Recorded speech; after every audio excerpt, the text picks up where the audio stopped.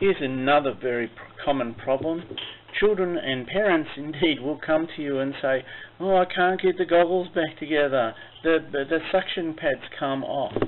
Now, if the goggles don't have these suction pads, they're probably not a good idea to even attempt. Sometimes you'll see children trying to wear goggles and they'll have one suction pad on and one not. They will leak, there's no question about that. You have to have the suction pad if you want them not to leak. So if you want to put them back on, look for the flat spot first. Put the flat spot together with the flat spot. See the ridges underneath? Go connect with the slides underneath, go with the ridges on top.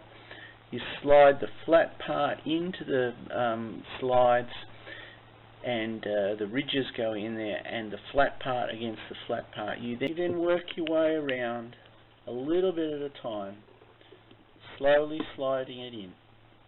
And eventually, just like it is with a bicycle tire, this is a trap. Often people get trapped trying to put it over and trying to put it over the bridge part. You can gently remove the bridge back if you need to, or if it's too hard to remove it back, then just leave it there, but make sure it's out of the way. So you go flat part against flat part, gently remove around one part at a time, gently, gently, gently, slowly slipping it on,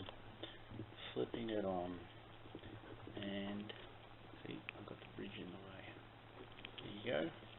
And you come around here. Now this is where you have to maintain the pressure. If you don't maintain the pressure, you'll lose it again. So maintain the pressure as you go around.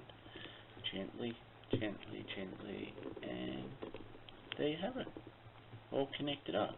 Make sure that it's looking even all the way around. No odd-shaped parts. Any odd-shaped parts means that it's not properly done. And they're all connected. Again, don't try and fit them to children without the pads on. And if these pads are cracked in any way, holes here or broken there, give up. Get a new pair of goggles.